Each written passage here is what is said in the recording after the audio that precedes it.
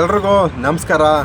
ನಾನು ಆಟೋ ಶಂಕರ್ ಮಾತಾಡ್ತಾ ಇರೋದು. ಏನಪ್ಪ ವಿಷಯ ಅಂದರೆ ಇವತ್ತು ಡಿ ಬಾಸ್ ಅಭಿಮಾನಿಯಾಗಿದ್ದಕ್ಕೂ ಸಾರ್ಥಕ ಆಗೋಯ್ತು ನನಗೆ. ಯಾಕೆ ಅಂದರೆ ನಮ್ಮ ಬಾಸ್ ಯಾವತ್ತೂ ಎಲ್ಲೇ ಆದರೂ ಅಭಿಮಾನಿಗಳು ಬಿಟ್ಕೊಡಲ್ಲ. ಆಗ ಅವ್ರು ಕ್ರಿಸೋ ಜನಗಳನ್ನ ಯಾವತ್ತೂ ಬಿಟ್ಕೊಡಲ್ಲ. ಹಾಗೆ ಕರ್ನಾಟಕ ಜನಗಳನ್ನ ಯಾವತ್ತೂ ಬೇಕಾಬಿಟ್ಟಿಯಾಗಿ ಮಾತಾಡಿಲ್ಲ.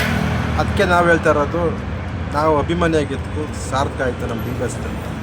ಈಗ ಬೇರೆಯವ್ರು ಬೇರೆ ಥರ ಮಾತಾಡ್ತಾರೆ. ಯಾಕೆ ಅಂದರೆ ಈಗ ಬಿಗ್ ಬಾಸ್ ಮಾಡ್ತಾ ಇರೋದೇನು, ಅವರೇ ಕೂತ್ಕೊಂಡು 4 ಜನಗಳು ಗೋಡೆ ಮುಂದೆ ಕೂತ್ಕೊಂಡು ನೋಡಿ ಕಲಿಬಿಡಿ. ಎಂತಕ್ಕೆ ಬಂದು ಟಿ ವಿಲಿ ಕೊಡ್ತಾರೆ? ಯಾರು ಬಂದು ಇಲ್ಲಿ ಈಗ ಸುದೀಪ್ ಫ್ರೀಯಾಗಿ ಬಂದು ಮಾಡ್ತಾವ್ರ, ತಗೊಳ್ಳಲ್ವ? ಒಂದೊಂದು ಎಪಿಸೋಡ್ಗೆ ಇಷ್ಟು ಕೋಟಿ ಅಂತ ಎತ್ಕೊಳ್ಳಲ್ವ? ಮತ್ತು ಈಗ ಅವರೇ ನಮ್ಗೆ ಕೊಡ್ತಾರೆ ದುಡ್ಡನ್ನ.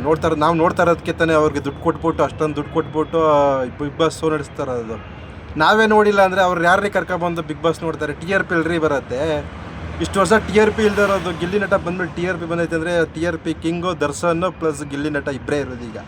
ಯಾಕೆ ಅಂದರೆ ಪ್ರತಿಯೊಬ್ಬರು ಗೊತ್ತು, ಗಿಲ್ಲಿ ನಟ ದರ್ಶನ್ ಅಭಿಮಾನಿಗಳು ಸಪೋರ್ಟ್ ಮಾಡ್ತಾ ಇರೋದು. ಯಾಕೆಂದರೆ ಗಿಲ್ಲಿ ನಟ ಬಂದು ದರ್ಶನ್ ಅಭಿಮಾನಿ. ಹಾಗಾಗಿ ಪ್ರತಿಯೊಬ್ಬರು ಅಭಿಮಾನಿಗಳು ಅವ್ನಿಗೆ ಓಟ್ ಹಾಕಿ ಸರಿ ಗೆಲ್ಲಿಸಲೇಬೇಕು ಅಂತ ಆಟಕ್ಕೆ ಬಿದ್ದಿದ್ದೀವಿ. ಅದು ತಡ್ಕೊಳಕ್ಕಾಗ ಸ್ವಲ್ಪ ಜನಗಳು ಬಾಯಿ ಬಂದಾಗ ಮಾತಾಡ್ತಾರೆ. ಮಾತಾಡ್ಕೊಳ್ಳಿ, ಓದ್ತಾ ಇರಲಿ, ಮಾತಾಡ್ಕೊಂಡು ನಾವೇ ಹೇಳ್ತೀವಿ ಹೇಳಿ. ಮಾತಾಡ್ಕೊಕ್ಕೆ ನಾವು ಹೇಳೋದು ಯಾವತ್ತು ಕಾಲರ್ ಎತ್ಕೊಂಡು ಮಾತಾಡೋದು. ನಾವು ದರ್ಶನ ಅಭಿಮಾನಿಗಳು ಯಾವಾಗ ಗೆದ್ರು ಅಂತ ನಮ್ಮ ಬಾಸ್ ಎದ್ದೆ ಮೇಲೆ ಹಾಕೊಂಡಿದ್ದಾರೆ ನಮ್ಮನ್ನ ಅಭಿಮಾನಿಗಳನ್ನ ಅಂತ. ನನ್ನ ಸೆಲೆಬ್ರಿಟೀಸ್ ಅಂತ ಹಾಕೊಂಡೋದು ಸಾಕು, ನಮಗೆ ಅಷ್ಟು ಮರ್ಯಾದೆ ಕೊಡ್ತಾರೆ ನಮಗೆ.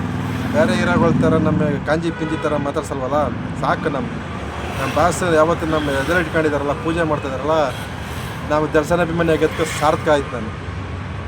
ಯಾಕೆ ಅಂದರೆ ಈಗ ಮಾತಾಡಿರೋ ಮಾತುಗಳನ್ನೇ ಕೇಳೋದು ಅಂತೀವಿ ನಾವು. ಇನ್ಮೇಲೆ ದುಡ್ಡು ಕೊಟ್ಬಿಟ್ಟು ನಾವೇ ಯಾಕ್ರಿ ಫಿಲಮ್ ನೋಡ್ಬಿಟ್ಟು ಇಂಥವ್ರೆಲ್ಲ ಬೆಳೆಸ್ಬೇಕು ನಾವು? ನಮ್ಮ ದುಡ್ಡು ತಾನೇ, ನಾವೇ ಕೊಡೋಣ. ಈಗ ಅವ್ರು ಹೇಳಿದ್ರಲ್ಲ 50 ಲಕ್ಷ ಗೆದ್ಕೊಂಡ್ರೆ ಮನೆ ತಗೋಯ್ತಾರೆ ಅಂತ.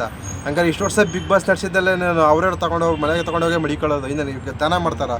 ಯಾಕೆ ಅವರು 3 ತಿಂಗಳದ ಕಷ್ಟ ಬಿದ್ದಿಲ್ವ ಅಲ್ಲಿ? ಅದರಲ್ಲೇ GST GST ತಗೊಂಡು 34 ಲಕ್ಷ ಸಿಗ್ತದೆ ಕೈಗೆ. 16 ಲಕ್ಷ ನೀವೇ ತೇಗ್ಬಿಡ್ತೀರ GST ಕಟ್ಕೊಂಡ ಪಾಪ. 34 ಲಕ್ಷಕ್ಕೆ ಅವ್ರು ಕಷ್ಟ ಬಿದ್ದು ಹೊಟ್ಟೆ ತುಂಬ ಊಟ ಇರೋಲ್ಲ, ಕಣ್ಣು ನಿದ್ದೆ ಇರೋಲ್ಲ, ಅವೆಲ್ಲ ಮಾಡಿ ಗೆದ್ದುಗ ಬಂದು ಜನಗಳಿಗೆ ಕೊಡ್ತೀವಿ ಅಂತ ಏನಾರು ಹೇಳಿದ ಹುಡುಗ. ಅವ್ನ ಕಷ್ಟ ಇದೆ, ಬಗೆಹರಿಸ್ಕೊತಾನೆ ಬಿಡ್ರಿ ರೀ. ನಾವು ಯಾರೋ ಅವ್ನು ದುಡ್ಡು ಕೊಡೋದು ನಾವೇ ಕೇಳೋ ಅಭಿಮಾನಿಗಳಾಗಲ್ಲ. ನಾವು ದುಡ್ಡುಗೋಸ್ಕರ ಅಭಿಮಾನಿಗಳಲ್ಲ, ನಾವು ಪ್ರೀತಿ ವಿಶ್ವಾಸಕ್ಕೋಸ್ಕರ ಅಭಿಮಾನಿಗಳಾಗೋದು. ನಾವು ದುಡ್ಡನ್ನ ಹೇಳ್ತೀರಲ್ಲ, ದುಡ್ಡನ್ನು ನಾವೇ ಸಂಪಾದನೆ ಮಾಡ್ತೀವಿ ರೀ. ದುಡ್ಡು ನಮಗೇನು ಕೈ ಇಲ್ವ, ಇಲ್ಲ ಕಾಲಿಲ್ವ, ನಮಗೇನು ಸಂಪಾದನೆ ಮಾಡುವಷ್ಟು ವಯಸ್ಸಿಲ್ವ? ನಾವ್ಯಾಕ್ರಿ ಬಂದು ನಿಮ್ಮ ಹತ್ರ ಭಿಕ್ಷೆ ಬೇಡಬೇಕು, ಕೊಡಿ ಅಂತ?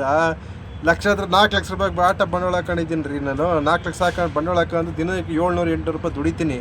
ನನ್ನ ಹೊಟ್ಟೆಪಾಡು ನಾನು ನೋಡ್ತೀನಿ. ಇನ್ನೊಬ್ಬರ ಹತ್ರ ಕೈ ಒಡ್ಡಿಲ್ಲ ನಾನು ಇದುವರೆಗೂ. ಆ ಥರ ಬದುಕ್ತಾ ಇದ್ದೀವಿ. ನಾವ್ಯಾಕ್ರಿ ನಿಮ್ಮ ಹತ್ರಕ್ಕೆ ಬಂದು ದಾನ ಕೇಳಬೇಕು? 100 ರೂಪಾಯಿ ಕೊಟ್ಬಿಟ್ಟು 1000 ರೂಪಾಯಿ ಕೊಟ್ಟು ಅಂದ್ಬಿಟ್ಟಾಗೆ ಅಡ್ವರ್ಟೈಸ್ಮೆಂಟ್ ತಗೊಳ್ಳೋದಕ್ಕೆ ನಮ್ಗೆ ಯಾಕೆ ಬೇಕು ರೀ? ನಾವು ದುಡಿತೀವಿ, ನಾವು ತಿಂತೀವಿ ರೀ. ಅದು ಭಾಷೆ ಕೊಟ್ಟಿರೋದು ಹಂಗೆ ನಮಗೆ. ತಲೆ ಹೊಡಿಬೇಡಿ, ತಲೆ ಹಿಡಿಬೇಡಿ, ದುಡಿದು ನಮ್ಮದೇ ದುಡ್ಕೊ ತಿನ್ನಿ ಅಂತ. ಹಂಗೆ ನಾವು ನಮ್ಮದೇ ದುಡ್ಕೊ ತಿಂತಾಯಿದ್ದೀವಿ. ಇಷ್ಟು ಹೇಳ್ತಾ ಇದ್ದೀನಿ ವೀಡಿಯೋನ. ಇಷ್ಟು ಹೇಳಿ ವಿಡಿಯೋ ಮುಗಿಸ್ತಾ ಇದ್ದೀನಿ.